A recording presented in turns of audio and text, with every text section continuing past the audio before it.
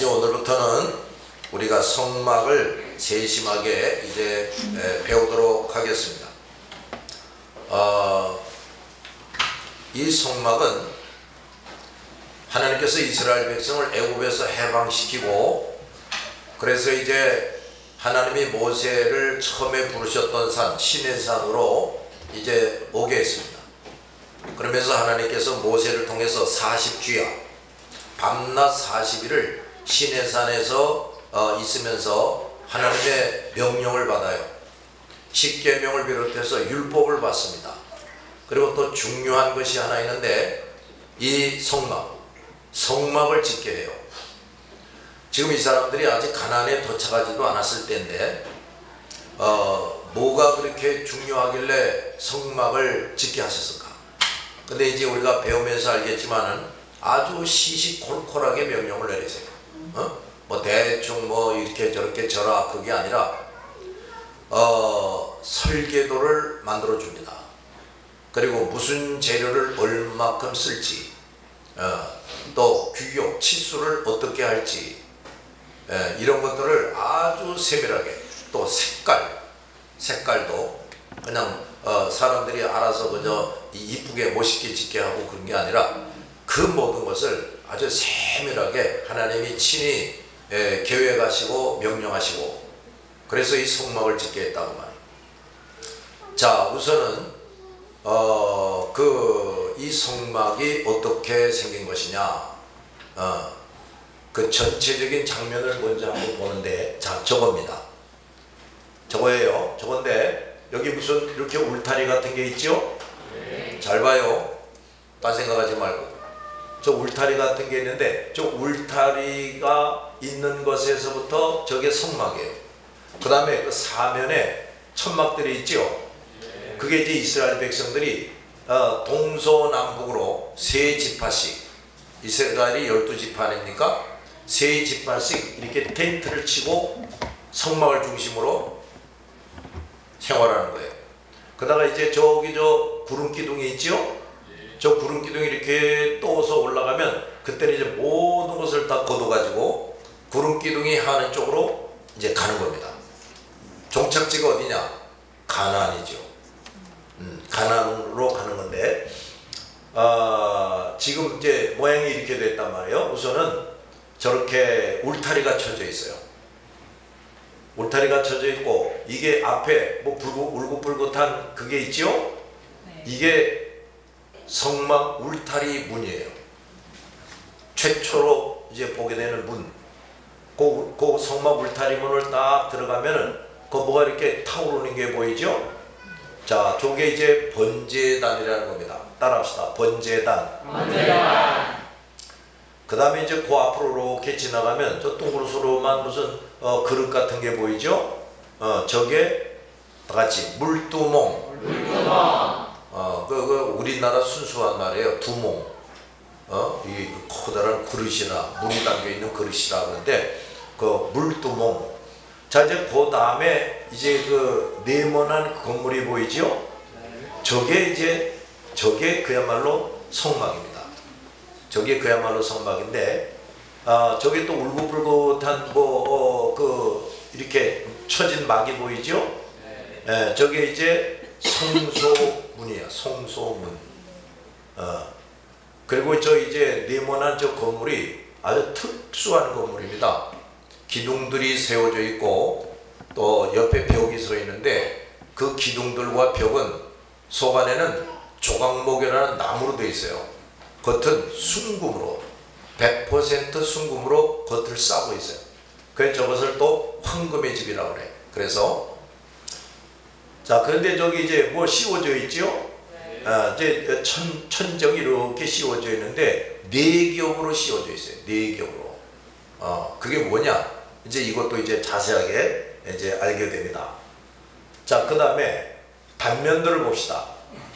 저 성막을 이제 위에서 내려다보는 단면도로 보면은 어떻게 되느냐? 이게 이제 성막 울타리예요. 그러면 이제 여기 제일 큰 문이 나오는데, 이거를 여긴 뜰문이라고 그랬는데 울타리문이라고도 그래요. 울타리문.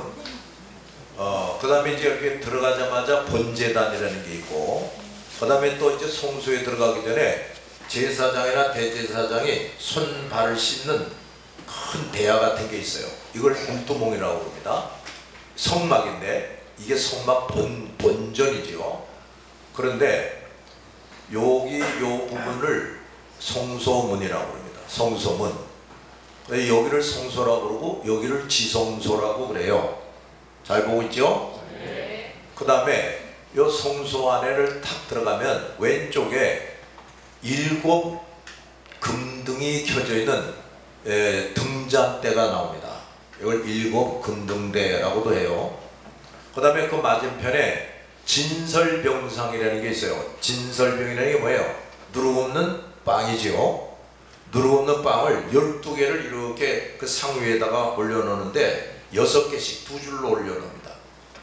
거기 이제 또 그 포도즙을 넣는 데가 있고 이제 이게 있는데, 하여튼 이게 진설병상이에요.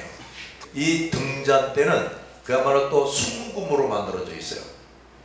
근데 이게 참 신기한 게 뭐냐면 이건요 순금으로 쳐서 만들었어요. 그러니까 이렇게 가지가 옆으로 6개가 있고 가운데로 이렇게 있는데, 이걸 뭐 만들어서 이렇게 붙이는 게 아니라 이걸 통째로 쳐서 만들었다.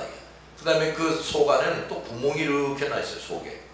그래서 기름이 그 안에 다 통하게 돼 있다고. 그러니까 이걸 어떻게 만들었을지 참 신비로운 겁니다.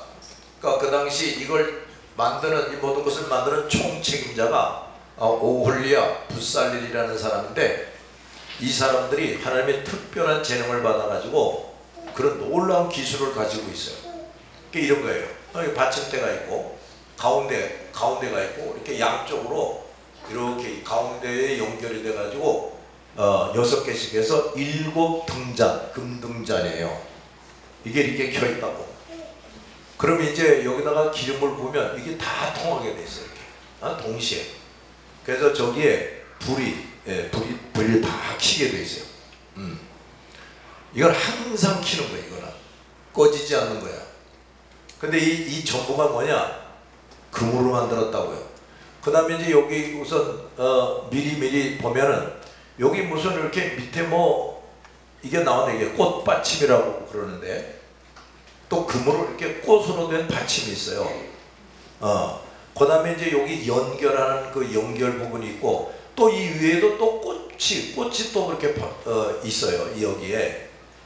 여기도 마찬가지. 아래 꽃받침, 그 다음에 그 연결 부분, 그 다음에 또 꽃받침, 이런 식으로 돼 있다고. 이쪽으로 3개, 이쪽으로 3개, 여기도 마찬가지. 3개, 3개, 여기도 3개, 3개. 그 다음에 연결된 부분마다 또 이렇게 1, 2, 3 돼 있고 하나가 더 있어요. 이렇게 돼 있어요. 그 다음에 이제 금으로 된 잔들이 똑같이 이제 돼 있습니다. 이 금등대 바로 이제 맞은편에는 뭐가 있냐면, 아까도 말했는데 진설병 상이라고 있는데, 그 상도 속에는 나무, 겉에는 금으로 쌓여져 있어요. 그리고 거기에 무교병, 누룩 없는 빵이 2줄로 6개씩 서 있다.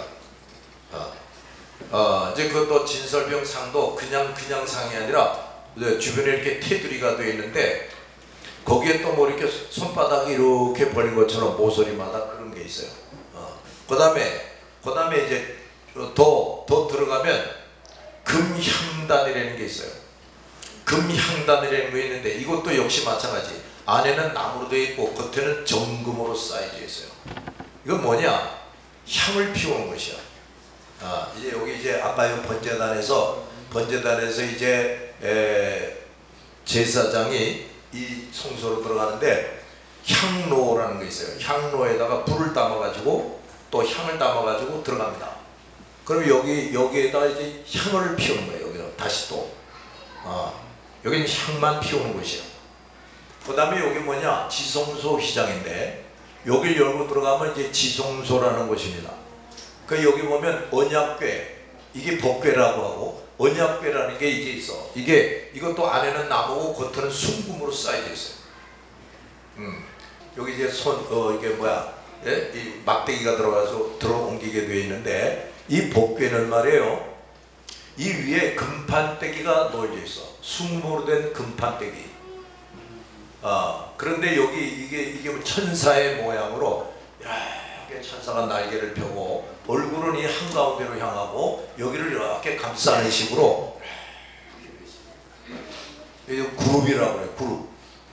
그럼 이제 여기는 대제사장만 들어가요. 지성소는 대제사장이 대속죄일 날 한 번, 1년에 한 번 딱 들어가는데 그 제물로 올렸던 짐승의 피를 담아가지고 들어가서 여기다가 이제 뿌립니다.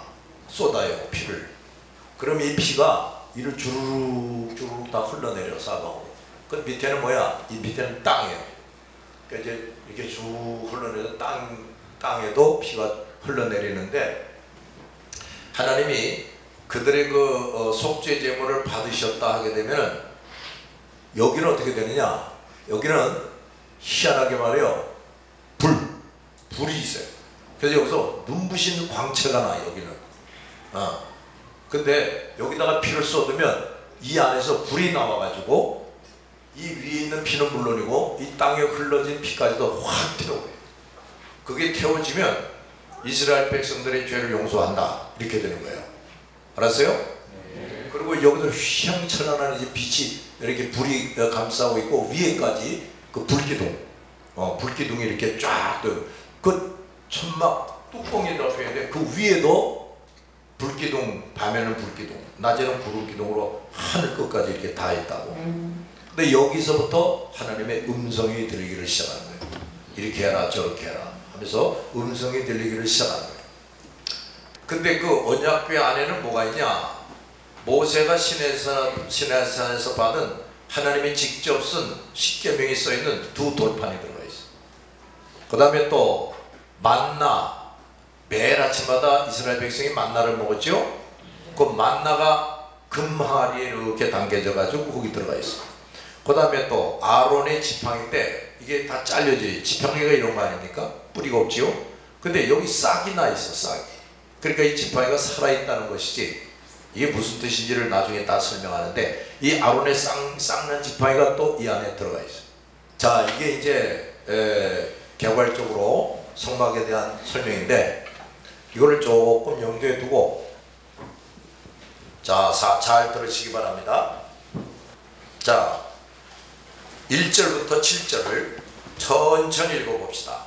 시작. 여호와께서 모세에게 말씀하여 이르시되 이스라엘 자손에게 명령하여 내게 예물을 가져오라 하고 기쁜 마음으로 내는 자가 내게 바치는 모든 것을 너희는 받을지니라. 너희가 그들에게서 받을 예물은 이러하니 금과 은과 옥과 청색, 자색, 홍색 실과 가는 개실과 염소털과 붉은 물들인 시장의 가축과 회달의 가축과 조각목과 진리와 하늘에 드는 향료와 그냥할 향을 만들 향품과 포관우며 애국과 향배를 구성이니라. 아멘. 자, 이제 봅시다. 하나님께서 우리에게 주신 영화롭고 거룩한 세계, 하나님의 나라입니다. 하나님의 나라로 들어가 보겠습니다. 자, 시내산으로 모세를 부르신 하나님께서 말씀하십니다. 우선 1절, 2절 다시 한번 읽읍시다. 시작. 여호와께서 모세에게 말씀하여 이르시되 이스라엘 자손에게 명령하여 내게 예물을 가져오라 하고 기쁜 마음으로 내는 자가 내게 바치는 모든 것을 너희는 받을지니라. 자, 우선 첫째, 하나님께서는 이스라엘 백성들에게 성막을 짓는 데 필요한 물품들을 바치라 하고 명령하십니다. 자, 이제부터 설명을 잘 들으세요. 2절에 이스라엘 자손에게 명령하여 그랬어요. 누가 명령해? 여호와가 명령하여 내게 예물을 가져오라 하라 그랬습니다. 35장 4, 5절에 가보면 모세가 이스라엘 자손의 온 회중에게 말하여 이르되 여호와께서 명령하신 일이 이러하니라. 이르시기를 너희의 소유 중에서 너희는 여호와께 드릴 것을 택하되 마음에 원하는 자는 누구든지 그것을 가져다가 여호와께 드릴지니라 그랬어요. 우선 여기에 주목할 게 이스라엘 백성은 100% 나한테 가져오라 이렇게 명령하시지 않았어요. 마음에 원하는 자는 가져오라 이랬어요. 그러니까 하나님은 처음부터 아주 자율적으로 하도록 인도하는 겁니다. 강제로 시키는 게 아니라. 하나님께서 이스라엘 백성들에게 성막을 지어서 봉헌하라고 하신 이유가 뭐냐? 그들 중에 하나님이 언제나 거하시기 위함이었어요. 하나님은 모든 민족 중에서 이스라엘 백성을 특별하게 선택하셨습니다. 그들에게 하나님의 계시와 그에 따른 신앙이 있게 하시고, 또 하나님 자신을 위한 궁전, 사실은 이 궁전이라는 말이 별로 좋지는 않은데 왜 궁전이라고 그랬냐면 가장 지존하신 하나님이 항상 임하시는 곳이기 때문에 이제 내가 궁전이라는 표현을 좀 써봤어요. 그게 뭐냐? 성막이라고 말이지. 그래봤자 천막이에요. 궁전을 그들 중에 세우라 하고 명령을 하신 겁니다. 자, 그 궁전은 성소, 즉 거룩한 곳, 그리고 또 다른 곳에 보면 고소, 고소가 뭐야? 하나님이 거하는 곳이다 이 말이지. 이렇게 불립니다. 하나님은 이스라엘의 왕이심으로 이스라엘 가운데 자신의 궁전을 지으신 겁니다. 그래서 히브리서 9장 1절에서는 그 궁전을 세상에 속한 성소라고 해요. 이 세상에 있는 성소라고 말이지. 하나님이 거하시는 곳이다. 자, 이 성막을 통해서 하나님께서는 첫째, 이스라엘 백성 중에 하나님 자신의 임재, 하나님이 거기에 임재하고 계시다는 것을 나타내고자 하셨어요. 육신의 눈으로 똑똑히 볼 수 있을 수 있게. 성막은 하나님의 임재를 나타내는 표시와 증거를 알리기 위한 것이었습니다. 백성들은 성막이 그들의 한가운데 있는 한 여호와께서 과연 우리 가운데 계시는가 하고 질문을 할 수가 없어요. 언제나 임재하고 계시는 걸 눈으로 보니까. 이스라엘 백성들이 광야에서 천막 생활을 했기 때문에 하나님께서는 그 자신의 궁전도 의리의리한 대리석으로 짓는 게 아니라 천막, 장막으로 만들게 하셨어요. 두 번째, 이스라엘 백성들에게 충성과 예물로 하나님을 섬기도록 명령하시는 겁니다. 백성들은 하나님의 뜻을 듣기 위해서 이 성막으로 와야 했고, 희생물을 가져와야 했고, 하나님께 경의를 표하기 위해서 그곳에서 모두 만나야 했습니다. 세 번째, 그 성막을 상징적인 것이 되게 하셨어요. 여러 가지를 상징하는 것이 되게 합니다. 손으로 만들어진 성막은 히브리서 9장에 보면 본래 것의 모형이라고 했어요. 그러니까 진정 하나님의 교회 또는 천국의 모형이다 그 말이에요. 예수께서 이 땅에 오신 이후에 복음으로 세워진 교회는 참 장막이다 이런 말을 합니다. 참 장막이니 주께서 세우신 것이요. 누가 세워요? 주께서 세우신 것이요 사람이 세운 것이 아니니다 라는 말이 있어요. 예수께서 그의 몸을 통해 죄인의 속죄를 이루셨기 때문에 그 몸은 더 크고 온전한 장막, 성막이 된 겁니다. 모세는 자기의 고안으로 성막을 만든 게 아니에요. 자기가 쥐어짜가지고 뭐 설계한 게 아닙니다. 또 자기의 소유물을 가지고 성막을 만든 게 아니에요. 하나님은 이스라엘 백성들에게 성막을 만들 재료들을 가져오라고 명령하셨어요.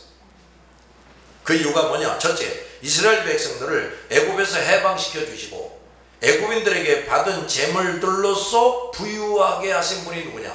그분이 하나님이시라는 말이죠. 그러므로 그들은 하나님께서 약속해 주신 것과 젖과 꿀이 흐르는 땅에 들어가기에 앞서서 주신 재물, 하나님이 주신 재물의 얼마를 하나님을 위해서 바쳐서 그 받은 은총에 대해서 감사드리는 게 마땅했어요. 우선 이걸 하나님이 가르치는 겁니다. 야 이놈들아, 받기만 하지 말고 내게 감사를 드릴 줄 알아라. 여기서 우리가 깨달아야 할 것이 있습니다. 첫째, 하나님께서 얻게 하신 재물, 하나님께서 얻게 하신 재물을 가장 훌륭하게 사용하는 방법이 뭘까? 자식들에게 물려주는 게 아니고 하나님과 하나님의 뜻을 위해서 사용하는 겁니다. 다시 들어봐요. 하나님께서 얻게 하신 재물을 가장 훌륭하게 사용하는 방법이 뭐냐? 하나님과 그 뜻을 위해 사용하는 것이다 그 말이에요. 오늘날 크리스찬 중에 돈 많이 번 사람들이 있어요. 근데 이 사람들이 저 불신자들을 흉내내가지고 좀 더 불신자들에게도 인기를 얻으려고 사회에 환원한다, 이런 사람이 있어. 뭐 대학에 기부한다, 뭐 이런 사람들이 있어. 정신 나간 사람들. 그렇게 하는 게 아니란 말이에요. 하나님이 남달리 물질을 주셨으면 하나님과 그 뜻을 위해서 사용할 줄 알아야 돼요. 그것이 바로 하나님께 영광을 올려드리는 것입니다. 하나님과 그 뜻을 위해 사용되어져야 할 재물이 그것과 상관없이 사용된다면 그것은 하나님께 돌려야 할 영광을 돌리지 않는 겁니다. 그것이 어찌 죄가 아니겠느냐, 이 말이에요. 두 번째, 우리의 삶에서 복된 결과를 이루었을 때에는 그의 합당한 몫을 성별해서 하나님께 바쳐드려야 돼요. 그렇게 함으로 평소보다 더 하나님께 영광을 돌려드려야 합니다. 우리가 평소에도 받은 은혜에 합당한 몫을 하나님께 드려야 되는데 크게 성공하고 큰 복을 받고도 하나님께 도무지 제대로 드리지 않는다면 그것은 무지하고 염치 없는 일이 되는 거예요. 이런 사람은 더 큰 은혜와 복을 받기에 합당하지 못한 사람입니다. 두 번째, 성막은 이스라엘 백성들에게 계속해서 더 큰 은혜를 주시기 위해서, 뭘 하기 위해서? 더 큰 은혜를 주시기 위해서 세워지는 것입니다. 그러므로 그들이 마땅히 그 비용을 지불해야 하는 것이, 지독한 노예 생활을 하고 겨우 굶지 않고 살던 그 사람들이 애굽에서 나온 후에는 모든 나라 사람들이 생계를 위해서 열심히 일하는 그런 수고도 없이, 아무 사고나 병드는 것도 없이 매일 하늘에서 내려주시는 만나와 메추라기를 배불리 먹고 의복에 해지지 않고 발이 부르트지도 않고 불기둥 구름기둥의 인도를 받아서 전적으로 하나님의 도우심으로 사는 겁니다. 그런데 하나님께서 친히 명령하신 그것을 부당하다고 여기거나 부담스러워하거나 인색하게 한다면 그들은 그동안의 큰 은혜와 앞으로 받을 은혜 역시 받을 자격이 없게 되는 거예요. 그래서 그런 짓 하던 자들은 가나안의 젖과 꿀이 흐르는 가나안에서 얻어누릴 복을 구경도 못하고 광야에서 다 죽어버립니다. 이런 이유들 때문에 하나님은 성막을 짓는 데 필요한 물품들을 내게 예물로 가져오라 하고 말씀하신 겁니다. 우리 그리스도인들은 내가 하나님의 은혜로 이 땅에 존재하고 영육간에 많은 것을 소유하고 있다는 사실을 기억해야 됩니다. 더불어 나의 전부를 하나님께 영광 올려드리는 일에 사용해야 마땅하다 하는 것도 잊어버리면 안 돼요. 우리가 국가를 사랑하기도 하지만 하나님의 뜻을 이루고 하나님께 영광 돌리기 위해서 나와 모든 것을 사용해야 된다. 이거 명심해야 된다고 말해요. 그런 사람은 진정 애족자가 됩니다. 우리는 한순간도 하나님의 은혜와 도움이 없이는 존재할 수가 없어요. 언제나 하나님을 위해서 살아야 하는 겁니다. 이것을 진정으로 깨닫고 사는 사람들이 하나님을 알고 섬기는 사람이에요. 나는 과연 그런 사람인가? 이 시간에 점검해 보기 바랍니다. 큰 두 번째, 하나님은 드릴 물품의 품목들을 자세하게 정해주고 계십니다.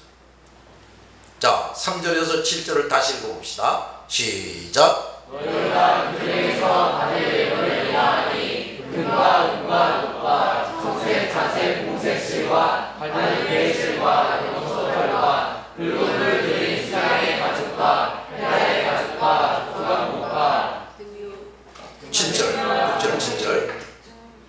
등유와 하늘에 드는 단유와 분야에 달려들는 양분과 호반우리와 애국과 형태의 물의 구성이니라.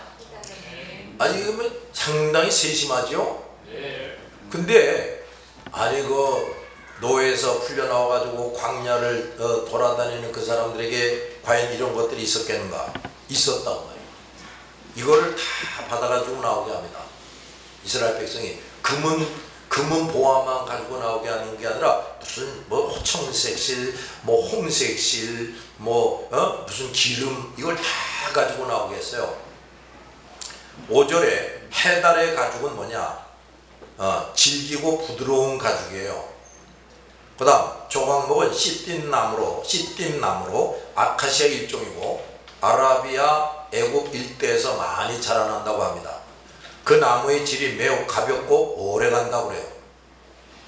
또 6절에서 관유는 사람의 머리에 붙는 기름이에요.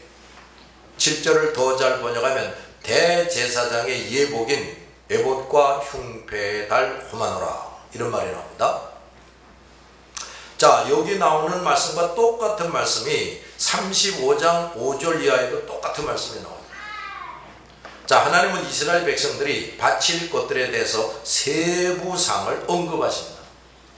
성막을 지으라고 명령하시기 전에 그 설계 또 재료를 이미 완벽하게 정해놓고 계셨어요.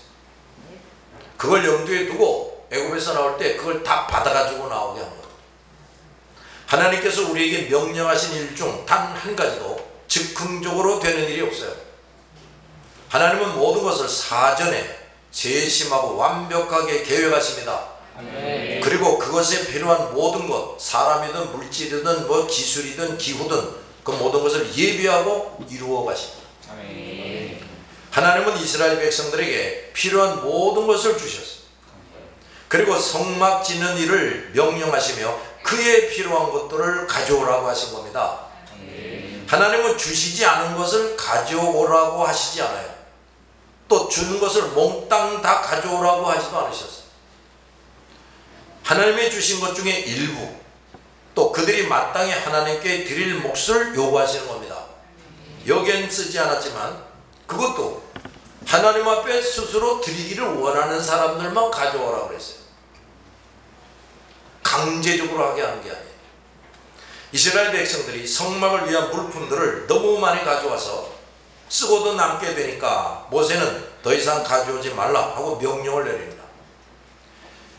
백성들은 그 정도로 많은 물품을 하나님께 드렸는데 그렇다고 해서 그들이 살아가는 데 있어서 뭐 부족함이나 지장이 있었느냐, 쪼달렸느냐, 아니라는 말이에요. 오히려 점점 더 많은 은혜를 받아 누렸습니다. 우리는 하나님께서 명하시는 것을 드릴 때 하나님이 이런 분이심을 명심하고 드려야 돼요. 아, 요거 드리면 내 재산이 줄어들잖아, 그렇게 생각하면 안 된다 그 말이에요. 하나님은 결코 없는 것을 가져오라고 하시거나 하나님의 몫이 아닌 우리의 몫을 가져오라고도 하지 않으세요. 하나님은 우리가 하나님께 감사로 드려야 할 물품까지 채워서 주십니다. 내가 전에도 여러 번 말했는데 잘 들으시라고요. 지금 우리가 뭐 어떻게 해서 소득을 가지게 되잖아요. 근데 그 가지게 되는 소득 중에는 하나님 앞에 드릴 11조도 거기 포함해서 주는 거예요. 뭐 성전예물, 뭐 성교원금, 구제연금을 포함해서 주시는 겁니다. 알았어요?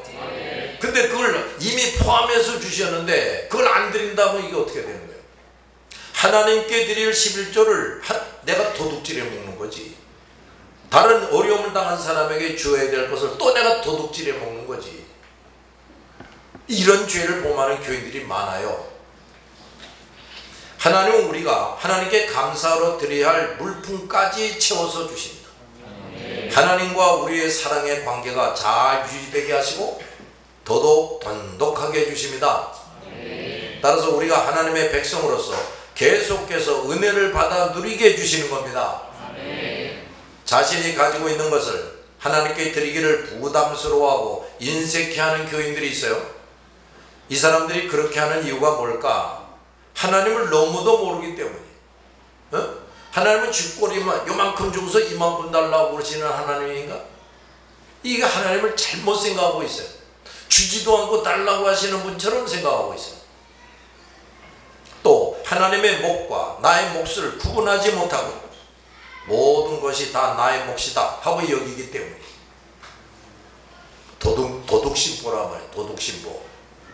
하나님의 몫까지 내 몫이라 여겨서 차지하는 사람이 다른 사람의 몫인들 그렇게 하지 않겠습니까?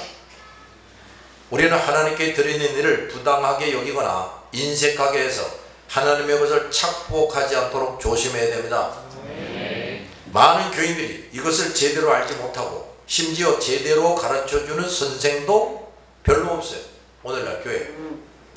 야, 여기서 우리가 또 알아야 할 것이 있습니다. 첫째, 하나님께서 언급하신 목록들은 매우 귀하고 비싼 것들이 또 있어요. 하나님 자신이 최선이시기 때문에 그들에게 주신 것 중에 가장 좋은 것을 바치도록 하신 것입니다. 하나님은 값비싼 물질들도 그들에게 주셨고 그 중에서 성막을 짓는 데 필요한 만큼만 가져오게 하셨어요. 먼저 하나님께 드리기에 합당한 품질의 것을 우리에게 주셨고 그 중에 일부, 즉 하나님의 몫을 요구하시는 겁니다. 몽땅 가져오라고 그러지 않아요. 그러므로 하나님의 명령은 결코 부당하거나 무리한 것이 아니고 그것에 불만을 품거나 인색할 이유가 없습니다. 그렇게 하는 사람은 염치 없고 악한 사람이 되는 거예요. 우리는 이런 사람이 되지 않도록 참으로 깨어 있어야 합니다. 두 번째, 하나님께 바치라고 한 물품들은 그들의 소유처럼 여러 종류였습니다. 한두 가지만 바치라는 게 아니에요. 금과 보석 같은 귀금속을 가진 사람들은 그것을 바치고 그것이 없는 사람들은 염소털이나 숫 양의 가죽을 바치게 하는 겁니다. 우리가 남들만큼 값진 것을 드릴 수 없다 해도 아무것도 드리지 않아서는 안 되는 게 아니에요. 우리의 능력대로 정성껏 드릴 때 하나님은 기쁘게 받아주십니다. 하나님은 우리가 가지지 않은 것, 하나님이 주시지 않은 것을 요구하지 않으세요. 다 들었어요? 내가 가지지도 않고 주시지도 않은 것을 요구하는 법은 없다고 말해요. 예수님은 두 렙돈 두 냥을 과부가 바쳐드렸는데 그 여자는 이 두 렙돈 두 냥이 재산 전부였어요. 그걸 보시고 예수님이 그 여자가 가장 많이 드렸다 하고 칭찬을 합니다. 그리고 이제 그래서 예수님이 그 여자를 불러가지고 이 여인아 너 떼부자가 되거라 하고 축복기도 해줬다는 게 있어요? 없어요. 근데 분명히 예수님은 저 여자가 가장 많이 드렸다 그랬지요. 그럼 이제 성경에는 그 당장 하나님이 복을 내려주셨다는 말은 없지만 그냥 지나갔겠습니까? 그러겠어요? 분명히 그 여인은 누구보다도 부유하게 됐을 겁니다. 아시겠어요? 예수님은 두 렙돈을 드린 과부를 보시고 그가 가장 많이 드렸다고 하십니다. 사람의 심중을 꿰뚫어 보시는 거예요. 얼마나 더 많이 드리느냐 적게 드리느냐 그것이 중요한 게 아니라고 말이지. 세 번째, 여인들도 자신이 가장 소중하게 여기는 것들을 바쳤어요. 여인들은 소중한 장식품들, 뭐 팔찌, 가락지, 목걸이 등을 바쳤는데 특히 처녀들에게는 장신구들이 매우 소중하다 그래요. 다행히 우리 교회 처녀들은 뭐 금목걸이, 뭐 금귀걸이 하고 다니지 않아서 내가 천만다행으로 생각하는데 모르지 또 교회 올 때는 아무것도 안 하고 어디 갈 때는 또 치렁치렁 달고 다닐지 모르겠는데 하여간 이 여인들은 자신보다 하나님의 집을 아름답게 장식하는 것을 더 좋아해서 그 금부치들을 아낌없이 바쳤다 이런 얘기예요. 우리에게 귀하고 가치가 있고 그것으로 말미암아 점점 가치가 높아질 수 있는 것이라도 금 같은 거 지나면 점점 가치가 높아질 수가 있어요. 그러나 하나님을 위해서 기꺼이 바칠 수 있어야 돼요. 이렇게 하는 것이 그거야말로 모든 것을 하나님께서 주셨음을 진정으로 인정하고 감사하는 자세를 갖추는 겁니다. 만약 값싼 것, 적은 것만 드리고 또 더 값싼 것, 더 값진 것, 더 많은 것으로 하나님께 드리지 못한다면 그 사람은 그만큼 하나님이 어떤 분이신지 하나님이 내게 무엇을 얼마나 주셨는지를 모르고 있는 사람이에요. 이런 사람은 그 무지와 불신앙을 속히 깨닫고 변화시켜야 됩니다. 그게 안 없어지면요 물질의 복, 다른 복 받을 생각을 하지 말아요. 그렇지 않으면 하나님께서 계속해서 은혜를 하나님께 계속해서 은혜를 받을 수 없을 뿐 아니라 하나님마저도 잃어버리게 돼요. 그러니까 돈을 사랑하는 것이 모든 악의 뿌리라고 그랬어요. 네 번째, 그들이 바친 물품들은 애국인들에게 받아 가지고 나온 것들이었습니다. 그들은 애굽에서 점점 심한 노예 생활을 하면서 피폐하고 가난했습니다. 그 상태로 그냥 있었다면 그들은 어떤 물품도 소유할 수도 없고 하나님께 드릴 수가 없죠. 그런데 그들이 애굽에서 나올 때 하나님의 권능의 역사로 애굽인들에게서 많은 금문, 보화와 물품들을 가지고 나왔습니다. 그건 누가 그렇게 했냐? 하나님이 그렇게 했어요. 그들이 갖게 된 모든 재물은 100% 하나님에 의해서 다른 민족에게서 건네받은 겁니다. 그러니까 그들이 애써서 일해서 돈 벌어가지고 금부치, 은부치 만들고 홍색실 무슨 실 그거 만든 게 아니라니까요. 그저 노예 생활만 했어요. 근데 때가 탁 되니까 하나님이 애국 사람들이 죽어라 말해놓은 것들을 내놔 해가지고 다 얻어가지고 나오겠다고 말해요. 그들 중에 이스라엘 백성 중에 족장들은 애굽에서도 좀 영향력을 행사할 수 있는 사람이었기 때문에 더 많고 더 좋은 것들을 가지고 나왔을 겁니다. 하나님은 이스라엘 백성들이 400년 동안이나 노예 생활하며 착취를 당한 것을 충분히 보상받게 해주셨어요. 여러분 우리 이걸 알아야 됩니다. 우리가 말이에요 어디 취직을 했어요. 취직을 했는데 그 사장이 지독한 노랭이야. 그래가지고 나한테 줄 걸 잘 안 준다. 그렇다고 싸우고 도망치지 말고 그저 그 사람에게 은혜를 잘 끼치면서 열심히 일해보세요. 그 사장이 나의 것을 착취한 것에 대해서 하나님은 때가 되면 반드시 보상해 줍니다. 아멘. 그리고 그 사장은 벌을 내리고 이렇게 되어 있어요. 이스라엘 백성은 갑자기 상당한 부자가 됐습니다. 따라서 그들은 비록 광야 생활을 했지만 꽤 많은 물질을 가지고 사용하며 치장하며 살 수가 있었어요. 그런데 바로 그 물질들은 하나님께서 친히 명령하심에 따라서 하나님의 영광을 위해 사용되게 하시는 겁니다. 애굽인들에게 받았던 이스라엘 백성들이 직접 만들었던 모든 것은 다 같이 하나님으로부터 나온 것이다. 그러므로 그건 다 본래 하나님의 것이. 모든 사람이 소유하고 있는 것들 역시 마찬가지. 불신자나 우상숭배자들은 하나님도 모르고 이런 사실을 모르지요. 그러나 하나님의 백성들은 반드시 내가 가진 모든 것은 하나님께로부터 온 것이다. 이걸 명심하고 살아야 돼요. 그러므로 하나님은 이스라엘 백성들에게 그들이 애굽인들에게서 받은 재물 중에서 하나님께 드릴 것을 가져오라고 명령하시므로 이 모든 것이 본래부터 하나님의 것이라는 중요한 사실을 깨닫게 해주십니다.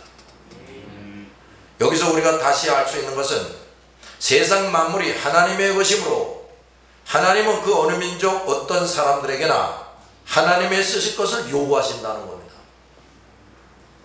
만약 아무것도 없는 사람에게 너 어디에서 무엇을 해라 하신다면 하나님은 그 일에 필요한 것들을 누구에게서든지 받아서 사용하게 하십니다.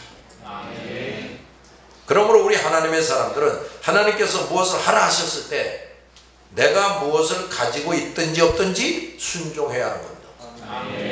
나는 가진 것이 없으므로 할 수 없습니다. 그렇게 말하는 사람은 하나님이 어떤 분이신지를 모르고 있는 사람이에요. 도무지 하나님을 신뢰하지 못하는 사람입니다. 내가 못하는 이유가 뭐냐?